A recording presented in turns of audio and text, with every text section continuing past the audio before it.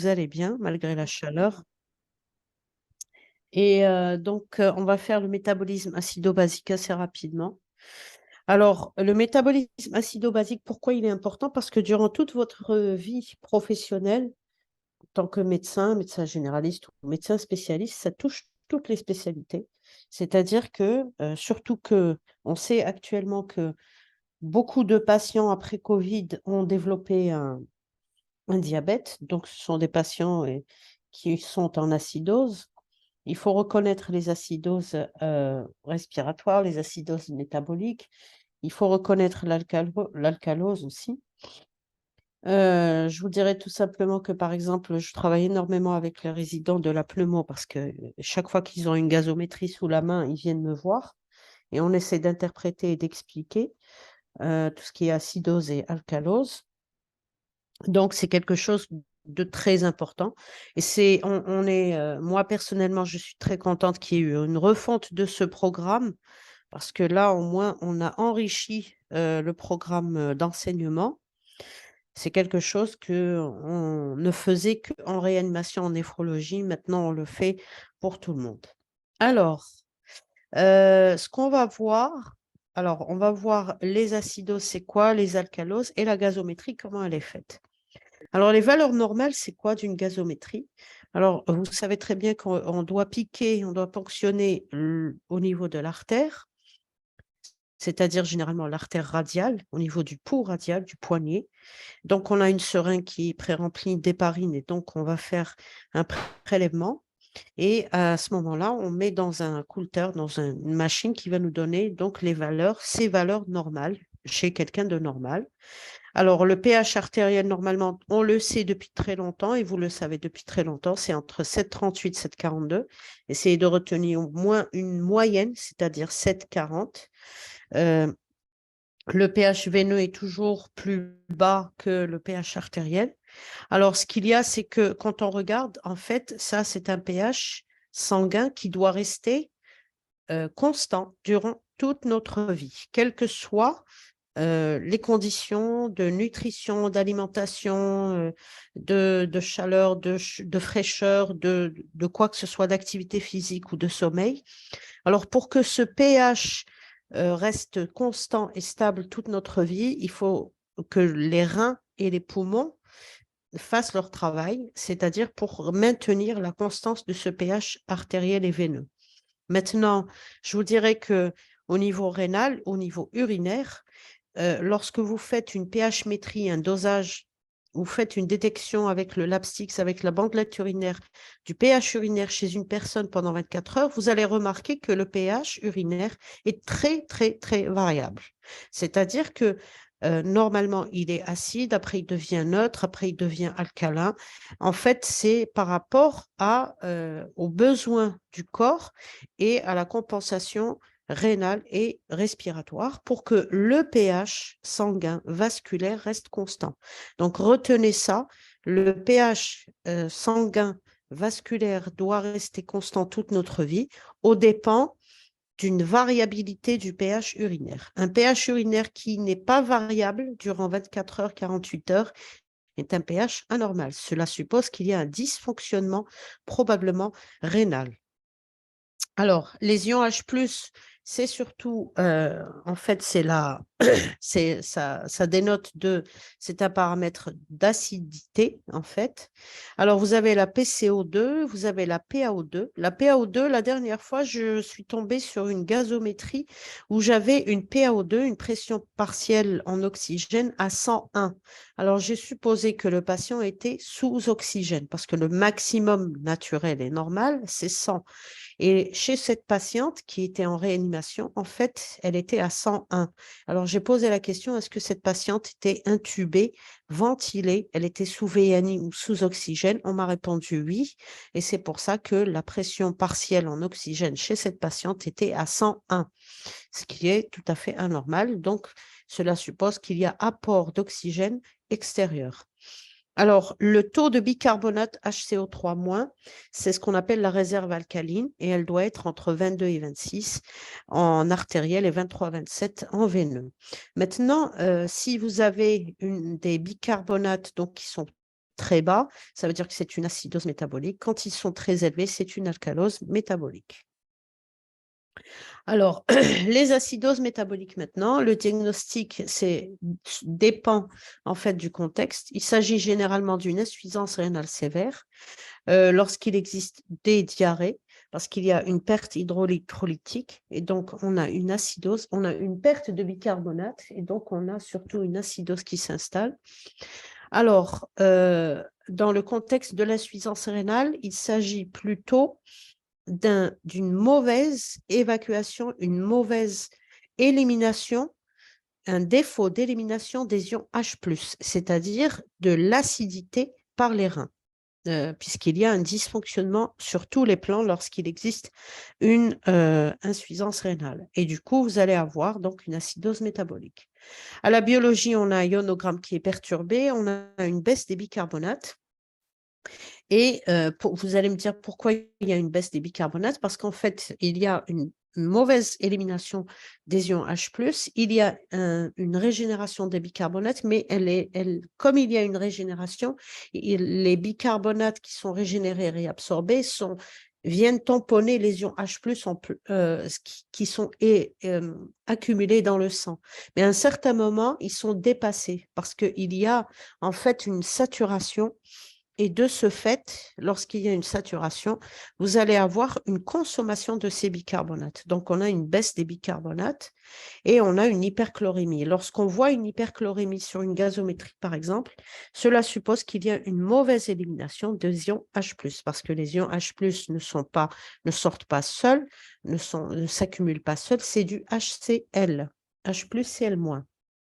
Alors, cliniquement, on a les aigus et on a les chroniques. Dans les aigus, ce qui se passe, c'est que de façon brutale, on peut avoir une insuffisance rénale et donc on a une acidose métabolique, quelle que soit son origine. Si l'acidose métabolique, parce qu'il y a une mauvaise élimination des ions H+, et lorsqu'il y a une saturation des bicarbonates, pour tamponner cette acidose métabolique, lorsque au niveau rénal, il y a un dépassement, lorsque les reins sont dépassés dans leur capacité, le relais est pris en charge par les poumons parce qu'il y a une augmentation de la PCO2, c'est-à-dire de l'hypercapnie, et donc de ce fait, pour lutter contre cette acidose métabolique, le patient, lorsqu'il a une hypercapnie, pour sortir tout ce gaz carbonique, qu'est-ce qu'il va faire? Il doit faire une polypnée. Il doit respirer beaucoup plus vite et plus rapidement et de façon plus ample. Donc, de ce fait, on a une polypnée, une hyperventilation pour diminuer l'hypercapnie. On peut avoir même une détresse respiratoire et un débit cardiaque qui est bas avec un coma. Donc, en fait, votre patient, lorsque vous avez une gazométrie, il faut toujours regarder votre patient.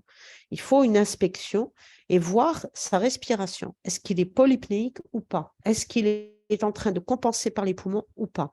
Lorsqu'il est polypnéique, cela suppose que c'est une acidose métabolique d'origine donc rénale ou digestive et du coup, vous allez avoir une compensation respiratoire. Alors, lorsqu'elle est chronique, elle s'installe et puis le corps, en fait, les organes s'adaptent progressivement. D'accord? Donc là, en fait, c'est dans le contexte de lithiase, de néphrocalcinose, on a une amyotrophie parce que quand on a une acidose, ça bouffe en fait toute l'énergie et les calories et du coup, vous allez avoir une amyotrophie, donc un amaigrissement très important, un retard de croissance, une ostéomalacie avec un appauvrissement de la trame osseuse. On peut avoir même des fractures pathologiques et spontanées. C'est-à-dire que tous les métabolismes, à ce moment-là, sont détériorés. La première étape, c'est d'affirmer l'acidose métabolique, c'est-à-dire dans la gazométrie, on regarde directement le pH sanguin. Lorsque le pH sanguin artériel est inférieur à 7,38 et le veineux est inférieur à 7,32, essayez de retenir le chiffre de 7,3. D'accord? Et lorsqu'on a une alcalose, c'est 7,4 et au-delà de 7,4. Alors, on a surtout un pH sanguin artériel inférieur à 7,38 et vous avez un veineux qui est inférieur à 7,32 et nous avons surtout des bicarbonates qui sont inférieurs à 22 millimoles. C'est la réserve alcaline, c'est-à-dire qu'elles sont saturé. Alors, on a une baisse de la PCO2 par compensation ventilatoire. En fait, au départ, tout à fait au départ, on a une hypercapnie et du coup, il y a une hyperventilation. Et à un certain moment, vous allez retrouver une PCO2 qui va diminuer. Mais tout à fait au départ, précocement, c'est une hypercapnie, elle devient normocapnie et après, elle va devenir une hypocapnie. Alors, la deuxième étape, c'est de déterminer le trou anionique. Alors, cette histoire de trou anionique, en fait, c'est quelque chose qui va nous orienter vers les étiologies. C'est un calcul qu'on fait avec une concentration de sodium et de potassium. On peut faire le sodium et le potassium. Mais si on n'a pas de potassium, on le fait seulement avec le sodium. Alors, ce sont les cations moins les anions, d'accord? C'est-à-dire chlore et bicarbonate. Normalement, il est de 12 plus ou moins 4, c'est-à-dire il est entre 8 et 16 millimoles par litre. Maintenant, un trou anionique, normalement, il est de 16 plus ou moins 4 millimoles si on rajoute le potassium, la valeur de potassium. C'est-à-dire, le potassium, on va rajouter 4 millimoles à ce trou anionique avec le sodium. Lorsque le trou anionique est supérieur à 16, il est très élevé. D'accord? Alors, bon, on rappelle seulement les valeurs des cations et des anions. Alors, lorsque le trou anionique, on sait qu'il y a une acidose, lorsqu'on calcule le trou anionique et qu'il est normal, c'est-à-dire 12 plus ou moins 4, sans le potassium, la perte est rénale ou digestive de bicarbonate. D'accord? Donc, en fait, ce sont des bicarbonates qui sont éliminés par voie digestive, diarrhée.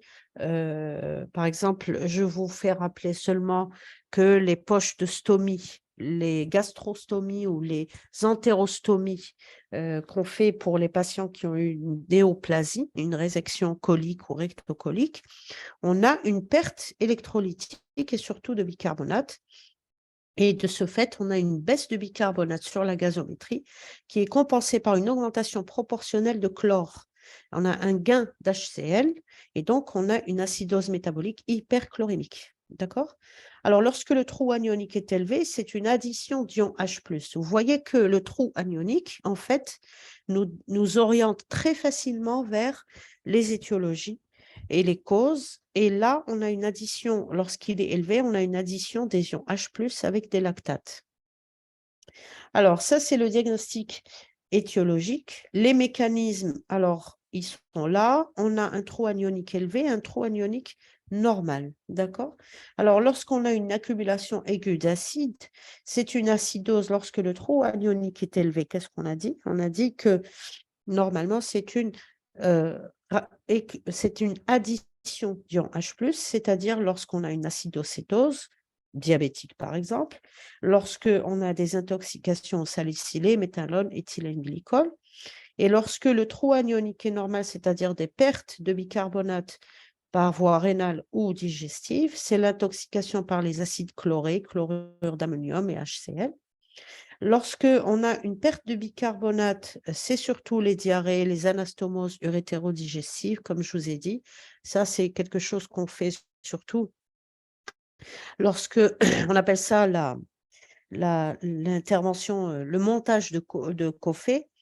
Et on fait en fait, c'est urétéro-digestif, c'est-à-dire on abouche, on fait une anastomose des uretères sur le tube digestif avec une ablation totale de la vessie lorsqu'il y existe une tumeur de vessie. Alors, les acidoses tubulaires proximales, c'est le syndrome de Fanconi, je vous donne le nom propre. Et lorsqu'on a une excrétion rénale basse d'acide, c'est-à-dire une accumulation d'ions H+ et d'acidité, lorsqu'on a une insuffisance rénale et lorsqu'on a une acidose tubulaire distale, c'est-à-dire